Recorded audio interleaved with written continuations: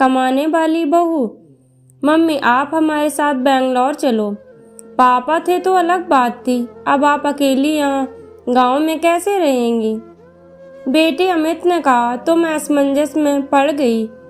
Heart attack से हुई इनकी अचानक मौत से मैं अपने आप को लाख कोशिश के बाद भी संभाल नहीं पा रही थी। 12 दिन हो जाने से सभी मेहमान चले गए थे। बेटा अमित और बहू पूनम दोनों ही इंजीनियर हैं। मेरी सहेलियों ने मुझसे कहा कि बेटे बहू के पास रहने नहीं जाना, क्योंकि कमाने वाली बहू को बुजुर्ग सास बिल्कुल अच्छी नहीं लगेगी। उसकी आज़ादी में तुम्हारे जाने से खलल पड़ेगी। वो तुम्हें ताने मार मार कर तुम्हारा जीना हराम कर देगी।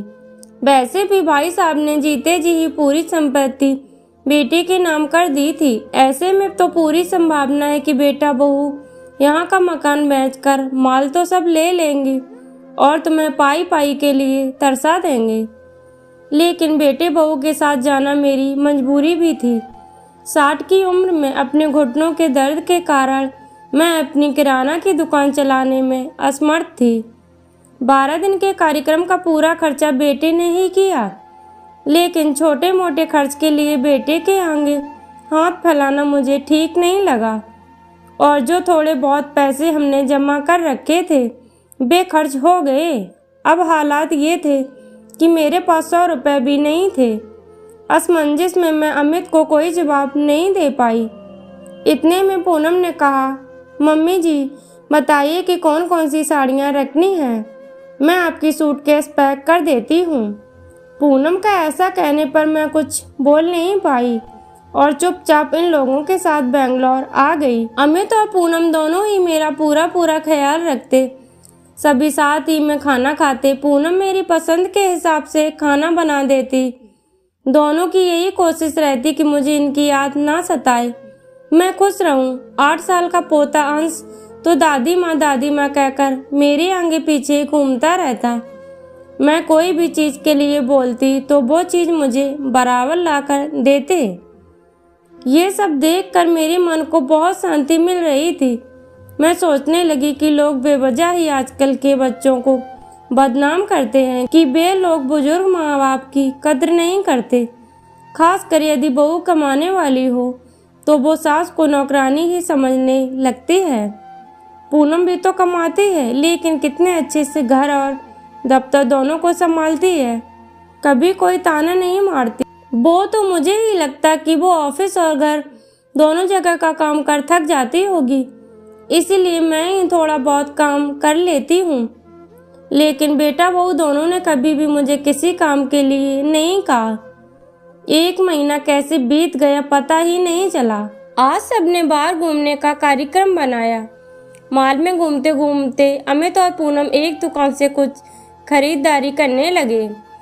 मैं और पोता अंश थोड़ा आगे निकल गए। आइसक्रीम की दुकान पर अंश ने कहा, दादी माँ मुझे आइसक्रीम खानी है। मेरे ऊपर तो मानो बिजली गिर गई, क्योंकि मेरे पास तो पैसे थे ही नहीं। इतने दिनों में पैसे की कोई ज़रूरत महसूस भी नहीं हुई थी। अब क्या करूं? मेरा उतरा हुआ चेहरा देखकर अंश ने फिर कहा, दादी माँ प्लीज ले दीजिए ना। सॉरी बेटा, मैं अपना पर्स घर में ही भूल गई। मेरा ऐसे कहने पर अंश ने मेरी तरफ कुछ अजीब नज़रों से देखा।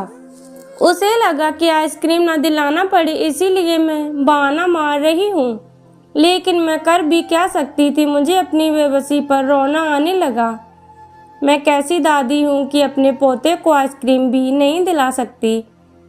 इनके जाने के बाद पहली बार मैं अपने आप को बहुत ही असहाय महसूस कर रही थी।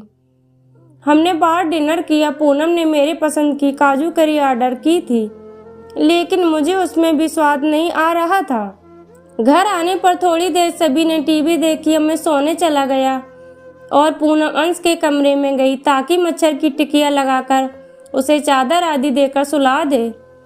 मैं भी अपने कमरे में सोने जाने लगी। इतने में मुझे अंश की आवाज़ सुनाई दी, मम्मी दादी माँ बहुत ही कंजूस हैं। तू ऐसे कैसे बोल रहा है? हाँ मम्मी, आज मॉल में घूमते वक्त मैंने दादी को आइसक्रीम दिलाने कहा तो उन्होंने कहा कि वे अपना पर्स घर में ही भूल आईं। इतना अच्छा है ना मम्मी कि बाहर जाओ तो पर्स ही साथ में ना ले जाओ तो कुछ खर्चा नहीं होगा। कंजूस दादी माँ, ये क्या है अंश? दादी माँ के लिए ऐसा बोलते वक्त तुम्हें जरा भी विचार नहीं आया? क्या तुम उनके दुख को समझ सकते हो कि वो फिलहाल कितने दुख में हैं?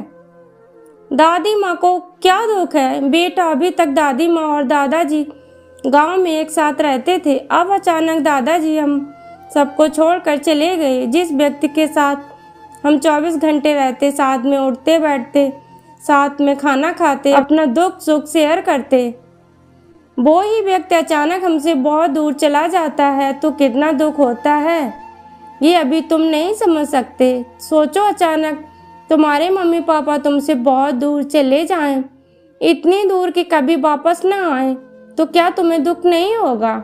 नहीं मम्मी, मैं आप लोगों के बिना नहीं रह सकता। बेटा फिर सोचो, दादी माँ दादाजी के बिना कैसे रह रही होंगी। ऐसी स्थिति में यदि वो अपना पर्स घर में भूल गई तो तुमने उन्हें कंजूस तक कह दिया। तुम्हें तुम्हारे प्रति उनका प्यार नहीं दिखा। जब भी तुम्हें स्कूल से आने में 5-10 मिनट की भी देरी हो जाती है तो वो लगातार बालकनी में खड़े होकर तुम्हारा रास्ता देखती रहती हैं। उस दिन उनके घुटनों में बहुत दर्द होने के बावजूद तुम्हारे कहने पर उन्होंने तुम्हारी मनपसंद मेथी मटर मलाई बनाई थी। इसीलिए बेटा, किसी के लिए कोई भी राय बनाने से पहले उस व्यक्ति के दृष्टिकोण से भी सोचना चाहिए। सॉरी मम्मी, ये वार्तालाप सुनकर मुझे अपनी बहू पर बहुत गर्व हुआ। उसकी जगह यदि मैं होती तो शायद मैं भी अपने बेटे को इतने अच्छे से नहीं समझा पाती।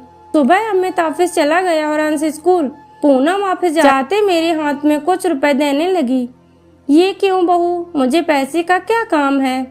मम्मी जी, इंसान को पैसों का कब काम पड़ जाए कह नहीं सकते। आप मंदिर जाती हैं, कभी दक्षिणा चढ़ा दीजिए, कभी अंश के कोई चीज लेने के लिए जिद करने पर उसे वो चीज लेकर दे दीजिए।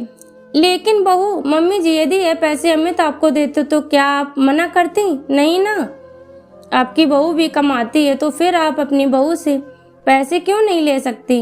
पूनम की बातें सुनकर खुशी के मारे मेरी आंखों में पानी आ गया। जो बात मेरा बेटा भी समझ ना सका वो बात मेरी बहू ने समझ ली थी। मैं ईश्वर से प्रार्थना करने लगी कि मेरे जैसी बहू सबको दे। लोग बेवजह ही कुछ कमाने वाली बहुओं के दुर्व्यवहार को देखकर सभी कमाने वाली बहुओं पर लांछन लगाते हैं कि बेतुनक मिजाज और घमंडी होती हैं। सास ससुर उनको बिल्कुल अच्छे नहीं लगते। कुछ बहुएं पूनम जैसी समझदार, सुलझे विचारों वाली, बड़ों का सम्मान करने वाली भी होती हैं। आज पूनम ने कमाने वाली बहू के बारे में मेरी आंखों पर बड़ा पर्दा हटा दिया था। दोस्तों, ऐसी कहानियां सुनने के लिए चैनल को सब्सक्राइब करें, वीडियो को लाइक करें।